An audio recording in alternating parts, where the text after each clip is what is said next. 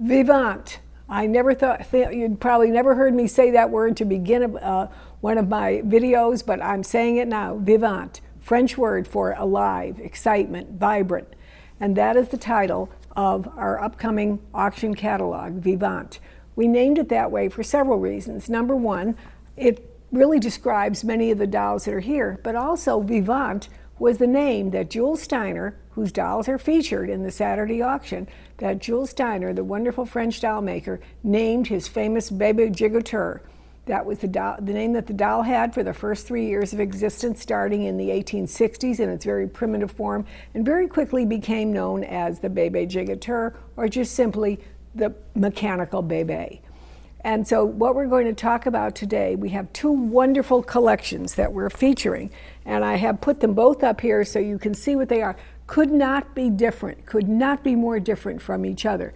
We have on Saturday featuring the collection of Dorothy McGonagle, who wrote the landmark book on Jules Steiner back in the 1980s. And here's the doll, here is her book, and here's one of the dolls from her collection, one of the rare Steiner bébés from her collection.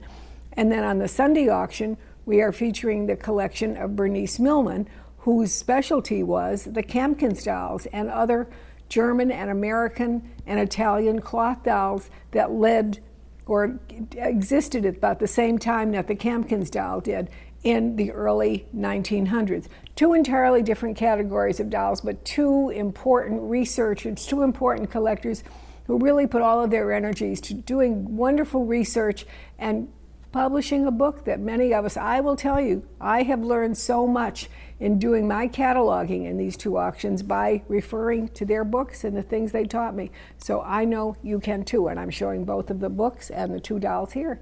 And let's go on now, and let me just show you a little bit of sampling of what you're going to have giving you pleasure, making life vivant for you. Coming up, Jules Steiner was an outsider. In fact, this famous French doll maker really wasn't even French to begin with. He was Swiss. He was born in France. He was born in Dieppe, France. His mother, however, was a Swiss citizen. She was unmarried, and since France did not have birthright citizenship at that time, he was considered a Swiss citizen and did not become a French citizen until almost 50 years later. So that's just a curious little aside note. He started out living in the part of France where there were many mechanical type of things being done. Many parts were being done for the clockmakers in Switzerland, for mechanical objects that were starting to be developed as the industrial age came along. We're talking about in the mid-1800s. And he became quite fascinated with this. So while we, as doll collectors, tend to think of Jules Steiner as a doll maker, I'm going to propose to you today that really his interest throughout his life did not lie with the doll as we know it, the face, the costume, the beauty, but it laid within the construction, the mechanical devices that could be done with the doll. So that's why I'm going to start you here with two kind of just, well, let's face it, there's not any of you here that are going to think these are beautiful and you just want to have them because they're going to add to the beauty of your home. But they're really important historically to have. And the first one is one of his first dolls that he did. This was the Bébé Parlant. And this is the original costume which it was presented. In fact, Dorothy gives it an entire page in her book, and she describes the mechanism. She shows the patent for it. Very, very homely, simplistic body, but the doll was designed that it could speak and in its own simplistic way, and its eyes could open and close, and it could do different functions. And that's what Jules Steiner was concerned with. This is his first doll, the Bébé Parlant. He very quickly, one of the dolls that we know him for, and I said it at the beginning when I introduced myself and this auction, I said Vivant, the word. His doll that we have referred to as the Bébé jigoteur, when he first introduced it its first year, the name he gave it was Vivant, because he considered it an alive. It was a doll that came to life. It would move, it would turn its head, it would wave its arms back and forth. And then over a period of time, it did different things. Some of them cried mama, some didn't, some could walk, some didn't. And Dorothy had in her collection still, so I'm able to share it with you, some mechanical some of these early mechanical dolls that were disassembled because they were way beyond the point where they're still beautiful works of art, but they're fascinating studies. And here's an example of one of the early, her early mechanical doll. Here is the cover that would cover the front torso. You can see the inside, how it was made. And please notice the paper mache with the cloth covering, because this continued to be something that Jules Steiner worked with throughout his decades in the doll field. He was very, very interested in using molded paper mache, and in fact, moving up ahead until a much later period, close to like 1890s, he invented and patented a system for compressing paper mache for making the doll bodies. And then in this case, he would put the cover on it, the cloth cover, and it was served as the cover for this. So let's go on and see some of his early dolls now. So we very quickly, Bébé Vivant, I love saying that word and I love that name, and I wish Jules Nicholas Steiner had kept that name, but he quickly moved into the Bébé jigoteur. And that doll, I know you kind of, today collectors think about it and they think, I can't believe that when it was stayed popular longer than any. But that doll was made for almost 25 years, that same model. And here we have an early model in an absolutely extraordinary costume, totally original wig, original bonnet. It's absolutely wonderful, and has the original boutique label on it, Simone. Important for you to know that the Jules Steiner company, both during his period of domain and Bourgoine, which we'll come in to discuss in a minute, they really sold many of their dolls to local boutiques, to doll shops, and then later to department stores, many of whom had their own ateliers for making costumes. Simone, Au Nom Bleu, Paradise des Enfants, all of these places were good customers of the Steiner babies that they wanted to dress them themselves. And so this is a wonderful example of the Bébé jigoteur. And Dorothy McGonagle mentions in her book that the costume makes her almost seem more like a young lady than a young toddler child. It really does, it looks more like a lady. Fabulous and beautifully preserved. Then the doll continues on, and this one example would have been made some 15 years later, just a later model of the jigoteur, but again, in a beautiful, beautiful childlike dress. And the doll was supposed to, when wound, its function was wave arms and legs, wave arms up and down, kick legs up and down, and turn your head and cry mama. And most of them still actually do function quite well. Well, Steiner was doing very well in that, and then he started thinking about other things he wanted to do. And he started with some wonderful dolls. This is another doll that was made over a long period of time, the mechanical, gliding, waltzing lady. And here you see what her body looks underneath. Now, many of those also were made, and they were sold. We've had examples that have come in over the years, some that one had an original Pierre-Francois Gimot label on it, as though it was sold by the Gimot firm. But definitely, and a Gimot head, but definitely the body itself, the mechanics of it, was made by Steiner. Just keep remembering in your mind, Steiner's real love was the mechanic, the body, the movement. He really wasn't all that concerned about the head. But then he realized, I think that we've got to get a little bit more into this child program, because they're kind of moving into that. So he started doing some of his early child dolls, and I want to show you these three examples. Let me move this so you can see. This is a wonderful doll from her collection, and collectors refer to this as bisque hips. Now, what is very interesting is it's really not a great design for a doll, because it really doesn't sit well, it doesn't stand well, it doesn't do anything well. But the design was hopefully that there would be a mama crier in the upper midriff, and the doll could cry mama. But it had these wonderful parts, and to find one totally original like this is really, really rare. A good example of an early attempt by Steiner to enter the Bébé field. Let me skip down a minute before we go into this other one. Very shortly, he realized that the problem was the bisque lower limbs. So then he came out with another example of it, and this was his Series A, in which the lower limbs, we now have become composition, composition, composition, composition or paper mache. And that made it much more durable and much more of a wonderful plaything. One of the reasons that the first one is so rare and so precious to find is A, he didn't make it very long, and B, pretty fragile. Not many of them exist in a long time. Also during this early time period, and now we're talking 1877 in that time period, are two other early examples of dolls that were done by Jules Steiner, little bébés, unmarked. They are unmarked examples. But we know that these are Steiner, and they have the paper mache composition in wooden bodies. Very beautiful early examples. He moved then into his Series A, and I want you to look at her face, which is marked Series A, Jules Steiner. And I want you to look at this face. And it is, for all intents and purposes, the same face. So at a given point, he simply decided to start marking his dolls. This would be done in the late 1870s, about 1880, because I want to tell you something that happened about 1880. It's really exciting. This is another example of an early Series A, same face as that, marked Series A, Jules Steiner. And then an absolutely intriguing little doll, and I do feel I have to hold this up for the camera to see it, because what an incredible face on this little girl. Absolutely wonderful. And I'm going to show you her marks because they are mystery marks.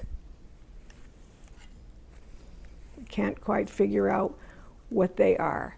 You see that they do have all of the Steiner mark, and then they have a black ink lettering on them. So we don't know what it is, and this deserves someone doing some further research on it to find out what it is. Okay, very, very wonderful doll. So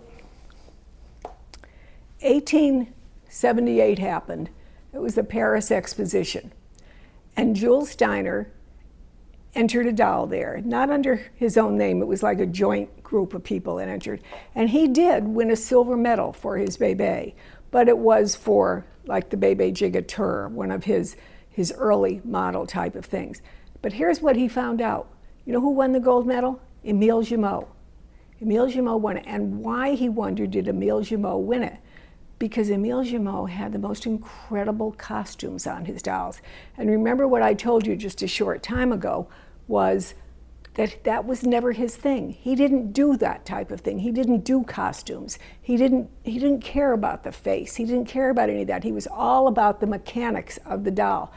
And so a couple other things were happening in his life at this time.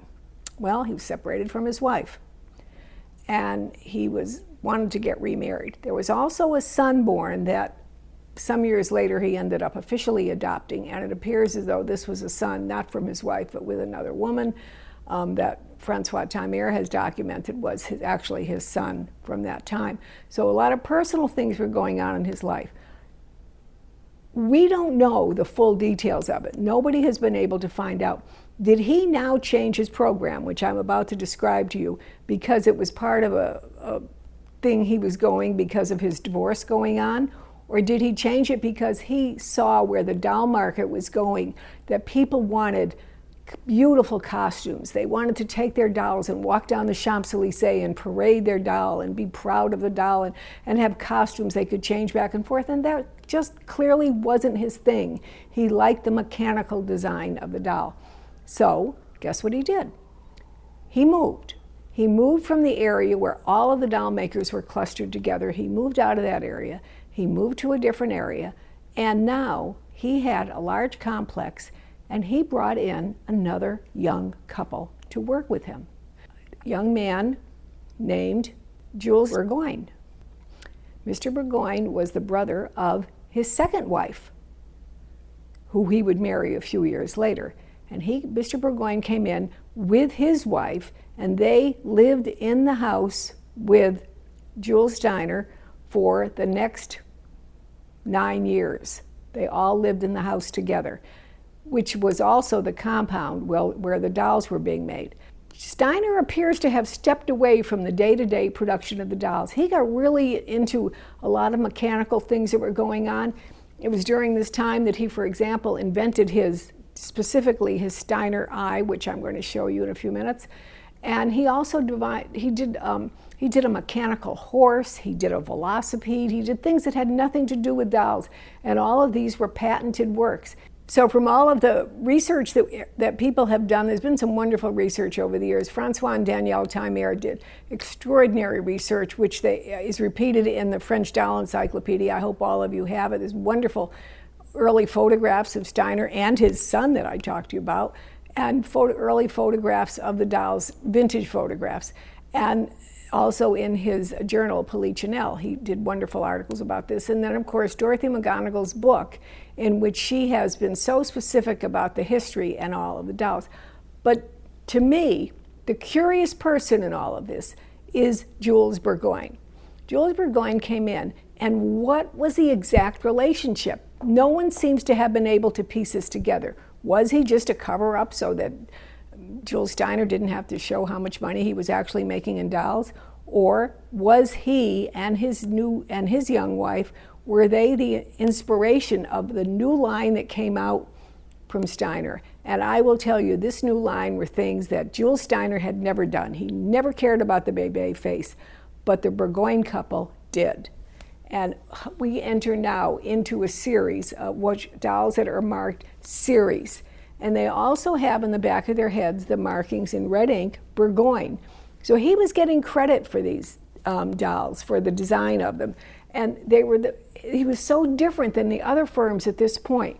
If you think about, and we'll just keep going back to Jumeau, he really had one basic model that kind of evolved over the years, but he didn't change and have different models and different faces. The Bourgoine couple did.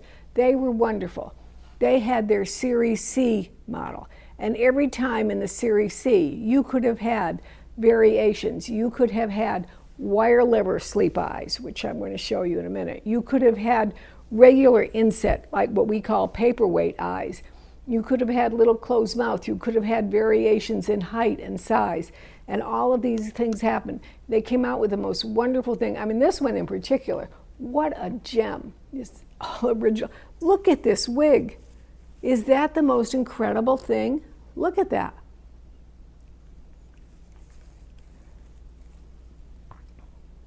Oh, there's her Blue Ribbon Award. A lot of these dolls have wonderful Blue Ribbon Awards, by the way.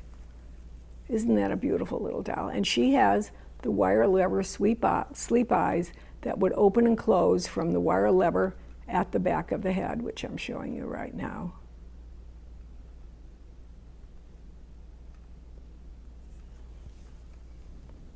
So that was the Series C. Then it was also the Series E. The Series E put her face up, hold your head up proudly there, girl. All right, they're wonderful. And I want to point something out to you.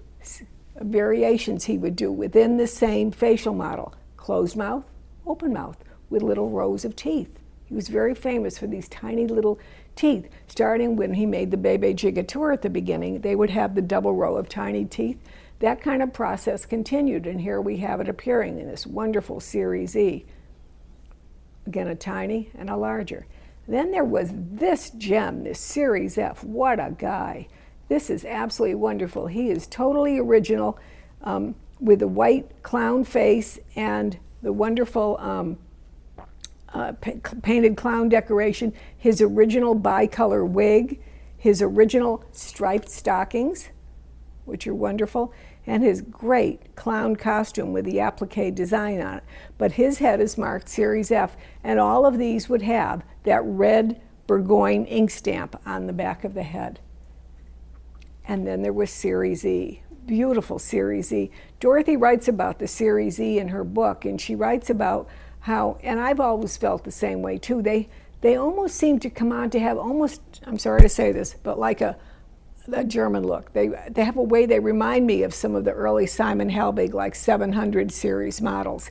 And there is that kind of a look to them. But they were marked figure E, and they're very, very rare to find. Well, Jules Achille Bourgoine and his wife had this charge of this company from 1878 or 1879, 1880, that time period, when they moved into the home with Jules Steiner. And they were in charge of this.